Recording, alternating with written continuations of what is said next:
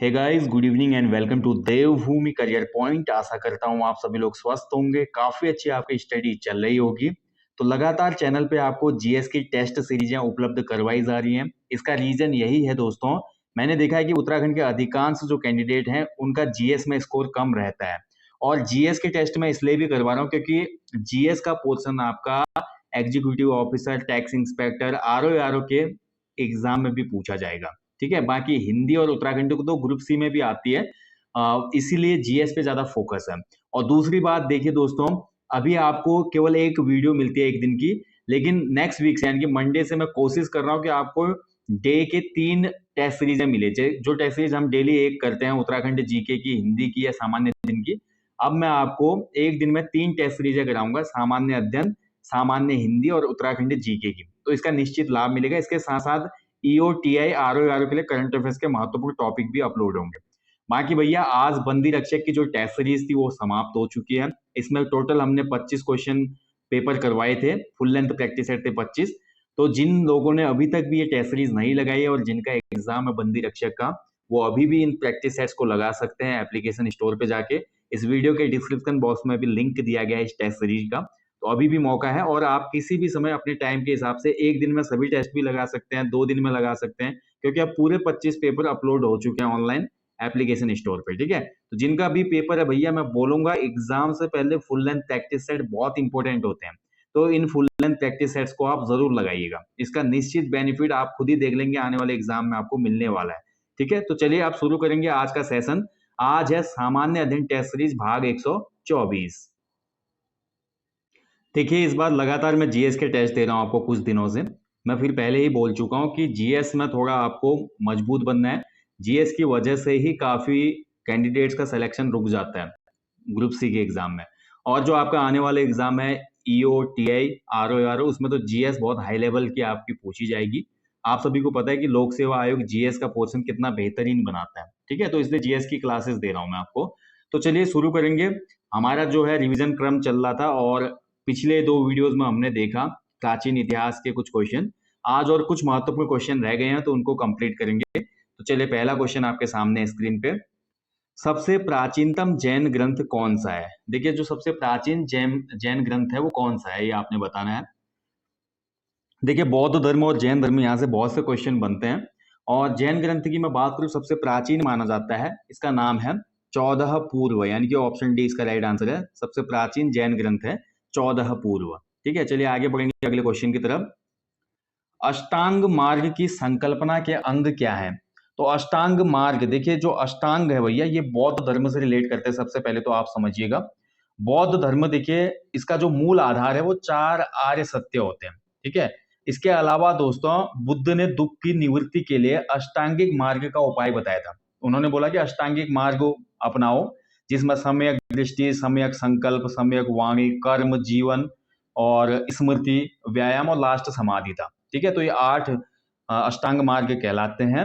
And अष्टांग मार्ग की संकल्पना के जो अंग माने जाते हैं वो है ऑप्शन, इसका राइट आंसर हो जाएगा ऑप्शन सी, धर्म चक्र प्रवर्तन सूत्र की विषय वस्तु। ठीक है, ऑप्शन सी इसका सही उत्तर हो जाएगा, धर्म चक्र प्रवर्तन सूत्र की विषय वस्तु।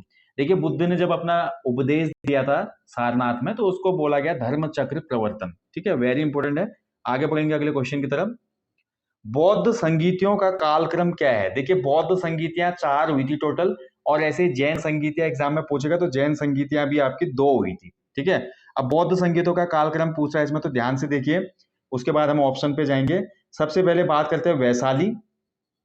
ठीक है, तो वैशाली में जो हमारी बौद्ध संगीति हुई थी वो दूसरी वाली थी, जो कि 383 ईसा पूर्व में हुई थी। ठीक है, बात करें पाटलिपुत्र, तो पाटलिपुत्र में हमारा क्या हुआ था दोस्तों, पाटलिपुत्र में तीसरी बौद्ध संगीति हुई थी, जो कि 250 ईस्वी पूर्व हुई थी। बात करें कुंडलवन की, तो कुंडलवन वाली जो हमारी बौद्ध संगीति थी, ये चौथी थी, अंतिम, और ये हुई थी आपकी प्रथम शताब्दी के आसपास। ठीक है, और राजगृह वाली जो थी ये 483 ईसा पूर्व में हुई, और ये पहली हमारी क्या थी, बौद्ध संगीति थी। तो सबसे पहले आ जाएगा इसमें राजगृह, उसके बाद आ जाएगा इसमें वैशाली, उसके बाद आएगा पाटलिपुत्र, फिर आएगा कुंडलवन कश्मीर। तो इसके जो ऑप्शन हो जाएंगे वो हो जाएगा 4 1 2 3। ठीक है, तो 4 1 2 3, तो ये आपका ऑप्शन इसमें है नहीं, ऑप्शन बी होगा शायद। ठीक है, तो इसका सही क्रम हो जाएगा 4 1 2 3। ठीक है, तो ये था भैया बौद्ध संगीतियों का क्रम। कभी कभी ये भी पूछता है कि बौद्ध संगीतियों का अध्यक्ष कौन था और तत्कालीन शासक कौन था। तो पहली जो बौद्ध संगीति हुई थी इसकी अध्यक्षता की थी महाकश्यप ने और शासक था अजातशत्रु। दूसरी जो बौद्ध संगीति हुई थी इसका अध्यक्ष था साबक मीर और इसकी उसमें राजा जो था वो कालाशोक था। उसके बाद तृतीय बौद्ध संगीति पाटलिपुत्र में हुई थी, इसकी अध्यक्षता की मोगलित्तपुत्र तिस्स ने और अशोक उसमें राजा था। चौथी बौद्ध संगीति हुई थी आपकी कुंडलवन कश्मीर में, उसमें जो अध्यक्ष था वो था वसुमित्र और जो राजा था कनिष्क था कुषाण वंश का। ठीक है, वेरी इंपॉर्टेंट है, अच्छे से याद रखना है पॉइंट। चलिए अगला फिर से आपको सुमेलित करना है, जो मैंने ऊपर बताया वही क्वेश्चन फिर से बन गया। देखिए राजगृह में जो आपकी बौद्ध संगीति हुई थी इसकी अध्यक्षता किसने की, तो इसका अध्यक्ष था महाकश्यप। ठीक है, तो ऑप्शन ए का तो ए ही हो जाएगा। दूसरी वैशाली में थी, वैशाली वाले का कौन था भाई, साबा कामी या साबा का कमीर इसको कहा जाता है, ये भी 2 हो जाएगा। कुंडल वन वाली जो हमारी बौद्ध संगीति हुई थी इसमें वसुमित्र अध्यक्ष थे, 4 हो जाएगा। और पाटलिपुत्र में आपका कौन थे, मोगली पुत्र तिस। ठीक है, यानी कि 3 हो जाएगा। तो यानी कि ये हो जाएगा आपका 1 2 4 3। ठीक है, तो 1 2 4 3 सही ऑप्शन हो जाएगा। ठीक है, 1 2 4 3 होगा इसका, कुंडल वन वसुमित्र। ठीक है, कुंडल वन का वसुमित्र हो जाएगा एंड पाटलिपुत्र का। हाँ ठीक है, तो क का 1, ख का 2, ग का 4 और घ का 3 होगा इसमें। ठीक है, तो 1 2 4 3 होना चाहिए इसका सही हो। 1 2 4 3 है ही नहीं ऑप्शन में, चलिए कोई बात नहीं। ठीक है, आप अपने हिसाब से कर लीजिएगा, 1 2 4 और 3 ये सही रहेगा इसका। चलिए आगे बढ़ेंगे अगले क्वेश्चन की तरफ। इनमें से कौन सा बौद्ध स्थल निरंजना नदी के किनारे था, तो बताना है आपने कौन सा बौद्ध स्थल था जो कि निरंजना नदी के तट पर था। अच्छा क्वेश्चन है, इंपॉर्टेंट क्वेश्चन है ये भी। तो ये था भैया बोध गया, जहां पे गौतम बुद्ध जी को ज्ञान की प्राप्त होती है ना, पीपल के पेड़ पे बोध गया, तो यहीं पे थी ये निरंजना नदी। ठीक है, ऑप्शन सी इसका राइट आंसर है। चलिए आगे बढ़ेंगे अगले क्वेश्चन की तरफ। जैन धर्म में कैवल्य का तात्पर्य क्या है, कैवल्य। ठीक है, यहाँ पे मैं एक और टर्म लिख देता हूं जो कि निर्वाण हो जाएगी, निर्वाण, चौथा ऑप्शन। तो कैवल्य का मतलब होता है जैन धर्म में जब जैन साधु को पूर्ण ज्ञान की प्राप्ति होती है उसको कहा जाता है कैवल्य प्राप्ति। ठीक है, तो ऑप्शन सी हो जाएगा इसका, पूर्ण ज्ञान। चलिए आगे बढ़ेंगे अगले क्वेश्चन की तरफ।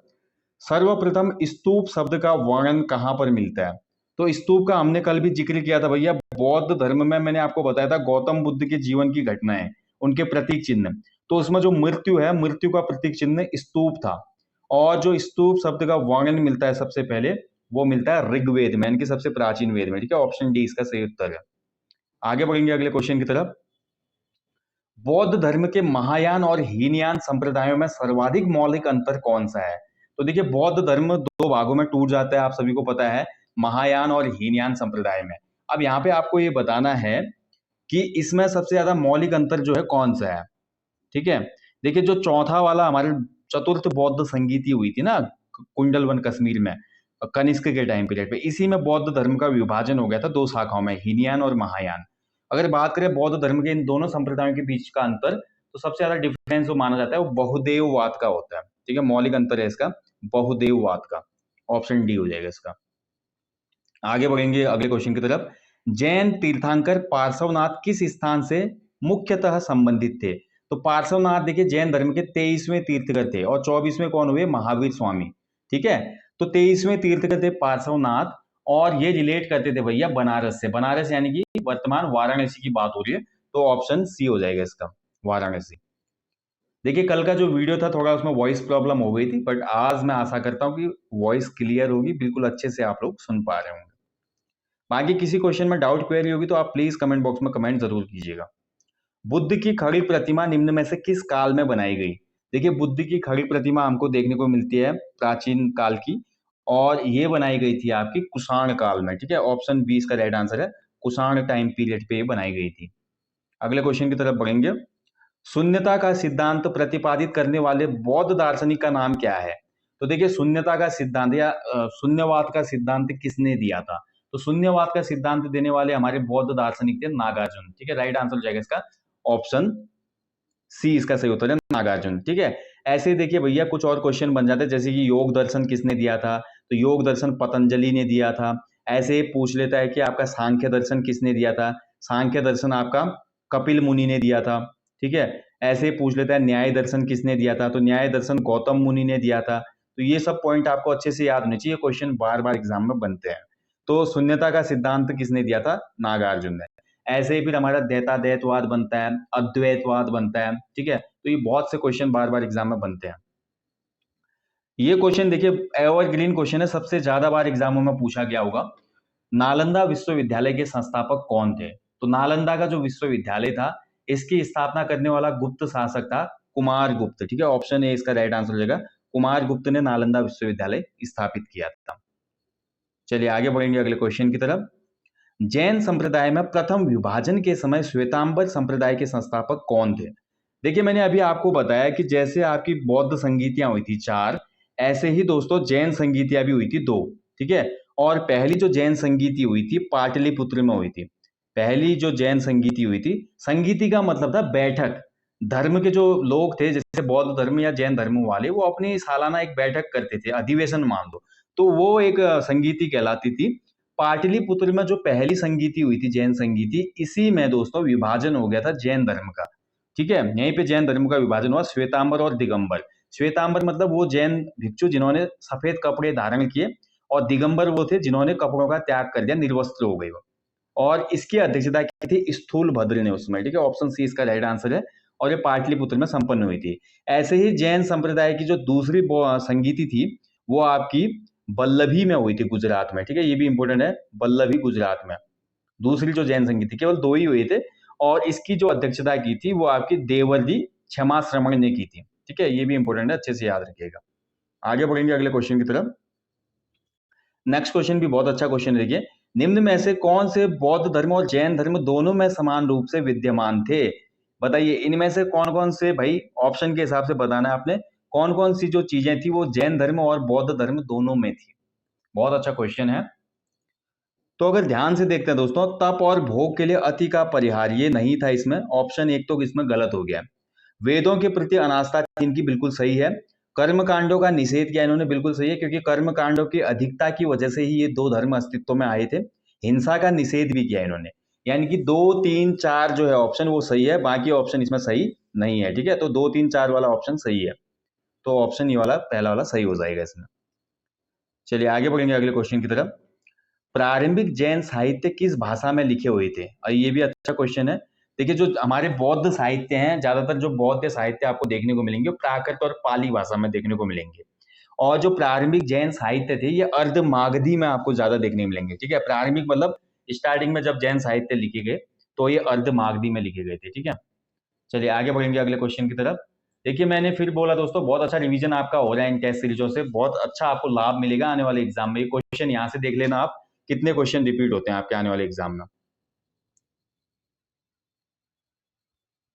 ठीक है, चलिए आगे बढ़ेंगे अगले क्वेश्चन की तरफ।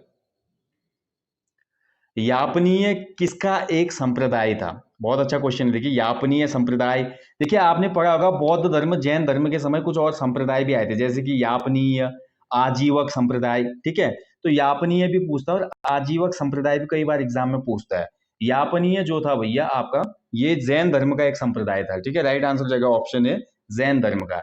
ऐसे ही देखिए आजीवक संप्रदाय जो पूछा जाता है, आजीवक, ठीक है, आजीवक एक संप्रदाय था उसमें, आजीवक माफ कीजिएगा, और आजीवक जो संप्रदाय था इसका संस्थापक कौन था, मक्खली गोसाल था। ये भी कई बार क्वेश्चन बनता है, आजीवक संप्रदाय का संस्थापक कौन था, मक्खली गोसाल था। ये भी याद रखिएगा, ये क्वेश्चन बना है पूर्व एग्जामों में, तो आने वाले एग्जाम में भी बन सकता है।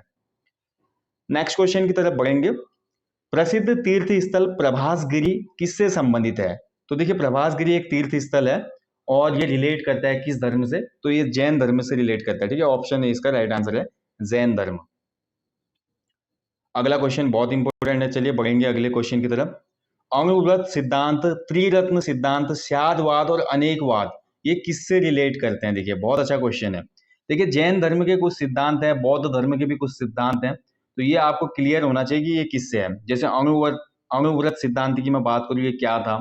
ठीक है, ऐसे ही बात करें जो त्रिरत्न सिद्धांत थे क्या थे, तो ये सब आपको क्लियर होने चाहिए। तो देखिए जैन धर्म में महाव्रत भी थे भाई। जैन धर्म की अगर मैं बात करूं महाव्रत थे, जैसे कि अहिंसा, सत्य, आस्तेय, अपरिग्रह और ब्रह्मचर्य। ठीक है, तो ये 5 महाव्रत दिए गए थे हमारे महावीर स्वामी के द्वारा। ऐसे ही देखिए जैन धर्म में भैया हमारे त्रिरत्न भी थे और स्यादवाद भी था और अनेकावाद भी था। तो ये सभी चीजें हमको देखने को मिलती है किसमें, जैन धर्म में। ठीक है, तो राइट आंसर हो जाएगा इसका option C, Jainism. Very important question है। ठीक है, अनेकावाद का सिद्धांत का मतलब यह है कि जैन धर्म के अनुसार क्या बोला गया कि अनंत स्वरूप है, यानी कि वस्तु के, किसी भी वस्तु के अनंत स्वरूप है। ठीक है, और इसी को अनेकावाद या स्यादवाद भी कहा जाता है। बहुत इंपॉर्टेंट है, अच्छे से याद रखिएगा इसको। चलिए आगे बढ़ेंगे अगले क्वेश्चन की तरफ। ठीक है, क्लियर हुआ होगा। और कैवल्य मैंने बता दिया, कैवल्य जो था जैन धर्म में, कैवल्य जो था ज्ञान की प्राप्ति थी। ठीक है, ज्ञान प्राप्त जब होता था उसको कैवल्य कहा जाता था।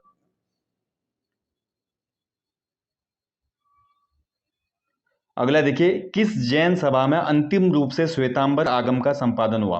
तो कौन सी जैन सभा थी जिसमें अंतिम रूप से श्वेतांबर आगम का संपादन हुआ? तो मैं बता चुका हूं, जैन संगीतियां दो ही हुई थी, पहली पाटलिपुत्र में, दूसरी वल्लभी में। पाटलिपुत्र वाले में ही दिगंबर और श्वेतांबर दो धड़ों में जैन धर्म विभाजित हो गए। तो राइट आंसर हो जाएगा इसका Pataliputra, option D. Last question है भाई टेस्ट का आज का। ठीक है, लास्ट क्वेश्चन बोलता है कथनों पर विचार कीजिए। पहला कथन है दक्षिण भारत के इक्ष्वाकु शासक बौद्ध मत के विरोधात्मक थे। तो फर्स्ट जो आपका ऑप्शन है ये बिल्कुल सही है। दक्षिण भारत के जो इक्ष्वाकु शासक थे बौद्ध मत के विरोधी थे, बिल्कुल सही है। पूर्वी भारत के पाल शासक बौद्ध धर्म के समर्थक थे। तो देखिए पूर्वी भारत यानी कि बंगाल में एक वंश जन्म लेता है, उसमें पाल साम्राज्य, जिसका संस्थापक था गोपाल। तो पाल वंश के राजाओं ने बौद्ध धर्म को समर्थित किया, यानी कि संरक्षण भी दिया। तो ऑप्शन 2 जो है ये सही हो जाएगा। ठीक है, पहला वाला जो स्टेटमेंट है वो गलत है। तो इसके हिसाब से राइट आंसर हो जाएगा इसका केवल 2। ठीक है, ऑप्शन बी इसका सही उत्तर जाएगा। केवल 2 वाला जो आपका स्टेटमेंट है वो सही है। ओके, तो दोस्तों ये था आज सामान्य अध्ययन टेस्ट सीरीज भाग 124। और मैं आशा करता हूँ बहुत अच्छा रिवीजन आपका हुआ होगा और ऐसे ही आगे भी क्लासेस आते रहेंगे। मैं बता चुका हूँ, आप कोशिश रहेगी कि आपको डेली 3 क्लासेस दी जाएं ऐसे ही टेस्ट सीरीज की, जिसमें जीएस की, सामान्य हिंदी की और उत्तराखंड जीके की क्लासेस रखी जाएंगी, यानी कि टेस्ट सीरीज होंगी। उसके साथ साथ जो उत्तराखंड करंट अफेयर के टॉपिक है सामान्य, और जो हमारे राष्ट्रीय अंतर्राष्ट्रीय घटनाक्रम के करंट अफेयर है, उसके महत्वपूर्ण जो टॉपिक्स हैं जहां से एग्जाम में क्वेश्चन बन सकते हैं आगामी, तो उसको भी आपको करवाया जाएगा। ठीक है, बाकी टेस्ट सीरीज वगैरह अगर मैं बात करूँ ईओ टीआई आरओ की, तो उसके लिए जल्दी ही आपको अपडेट कर दिया जाएगा दोस्तों। ठीक है, आप लोग अपनी पढ़ाई करते रहें, क्योंकि देखिए टेस्ट सीरीज तो अंतिम प्रहार है। टेस्ट सीरीज जो होता है फुल लेंथ वो अंतिम प्रहार होता है। तो आप लोग अभी अपनी पढ़ाई पे, अपने रिवीजन पे, अपने नोट्स पे और अपनी स्ट्रेटेजी पे फोकस करते रहें। बाकी टेस्ट सीरीज तो आएंगे ही और आप अच्छे से लगा भी लेंगे। तब तक मेहनत करते रहें, इन टेस्ट सीरीजों को फॉलो करें और पुराना जितना भी कंटेंट है चैनल पे उसको भी आप देखते रहें, उससे भी काफी हेल्प मिलेगी आपको। ठीक है, काफी सारे टॉपिक मैंने करवाए हैं उत्तराखंड के, हिंदी के और जीएस के भी, आप लोग उसको वॉच जरूर कीजिएगा। बाकी दोस्तों जाने से पहले हमेशा की तरह बोलना चाहूंगा, अपने जीवन में कम से कम एक पेड़ जरूर लगाएं और लोगों को भी इसके लिए अवेयर करें, मोटिवेट करें। अपने घर के आसपास और जहां भी घूमने जाते हैं वहां पर स्वच्छता का विशेष ध्यान रखें दोस्तों। हमेशा अपने जीवन में उन लोगों का सम्मान करें जो आपको मोटिवेट करते हैं और आपको अच्छी पॉजिटिविटी देते हैं आने वाले भविष्य के लिए।